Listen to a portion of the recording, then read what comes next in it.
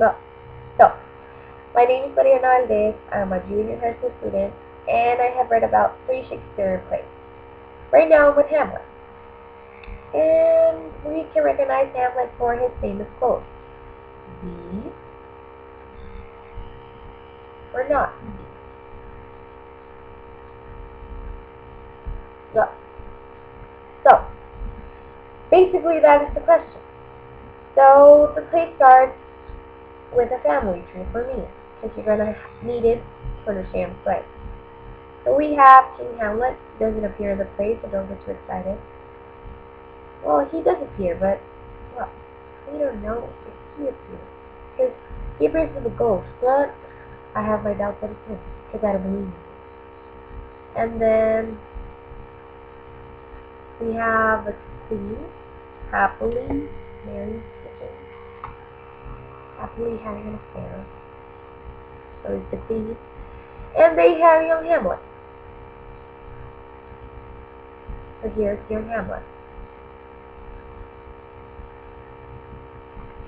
Well, and King Hamlet had a brother, envious brother, traitor brother. I don't like him at all. So, well, King Hamlet died out of nowhere. Nobody knows why. He was a healthy man. He was a bit old, but it's okay. He was healthy and such a good king as they described him. He was the king of Denmark. And this play starts with some guards calling in one of Hamlet's friends, and he was like a student, so he would go by reason. He would not go wacko about something of the gods or sort of thing that they would say that the gods punishing the family or something like that. So he says that it's a ghost, and it's Hamlet's dad's ghost, and then he tries to talk to the ghost, and the ghost doesn't respond, so then he goes to the conclusion that the ghost wants to talk to Hamlet if it's Hamlet's dad. So then the scene ends, and the new scene is about like the wedding slash assembly, and it's just all the people there, and you can see that the uncle has now married Hamlet's mom, which is kind of freaky and awkward for Hamlet, and I mean, who wouldn't be awkward about it?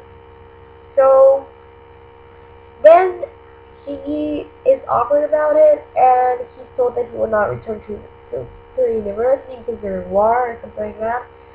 And he's left alone, and he doesn't really care about the country. He just cares that he's like sad because of his dad. I would be sad because of my dad too. And then he just like expresses his feeling in a meltdown that he had alone before he's told about the ghost stuff. And that's basically my assignment, like explaining the huge like quote or speech that he said. You can check it. It's Act 1, Scene 2, and it starts off with, "Oh, that is too solid flesh would melt, thaw and solve itself into a dew, or that the everlasting had not fixed his canyon against self-slaughter. O God, God, how weary, stale, flat, and unprofitable seem to me all the uses of this world. Fie on it, a fie on this unweeded garden that grows to seed, things rank and grows in nature. Process it well, that it should come to this.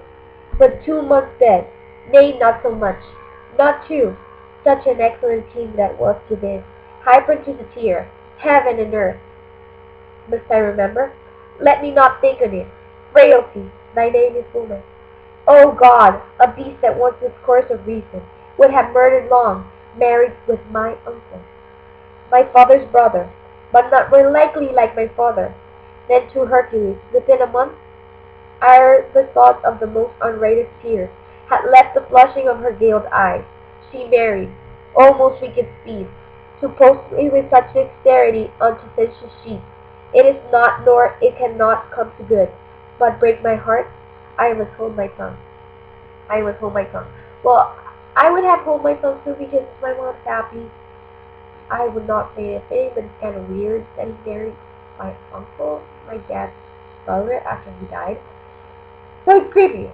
And I would creep out as well, and everybody would creep out as well, but I sure hope that my uncle is not in love with my mom.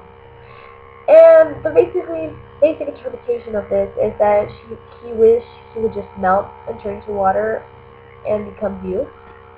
or that God had not considered suicide as a sin.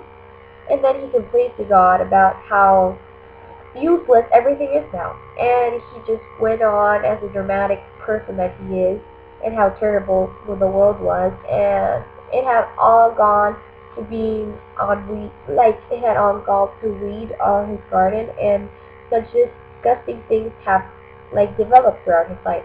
He could not believe that his uncle was now married to his mom, and his dad was only 2 months dead, and he had seen his mom cry like for less than a month, and he complains about how bipolar women are. And I think we are bipolar.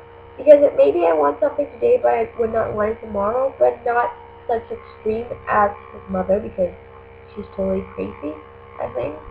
Because she married his, like, brother-in-law. Like, in less than a month, supposedly fell in love. But I do not believe that. I have not read the part where she confesses, so I really hope that she had not been in love within a month, because that would be creepy as well. Then he says how his dad was such a good king, and how he had always protected his mother, and he says that he wouldn't even allow a gentle breeze of heaven to blow into her roughly on her face. And I would not get over a guy like that within a month, like only if his uncle had given him like the key to heaven, I don't know. So I would not fall in love with him, so I still do not believe that his mom fell in love with his uncle within a month. And then he goes on that he also thought that she had loved him as well. Well, he now has his doubts. And he has, I think that he ignored the signs, but everybody would ignore the signs, because we all hope that our uncle is not in love with her mom. And he says how her tears were so like theoretical or hypothetical, because they didn't need a thing, because she married like a mom's after, and that she just has no, like, everybody would reason that that would be totally crazy.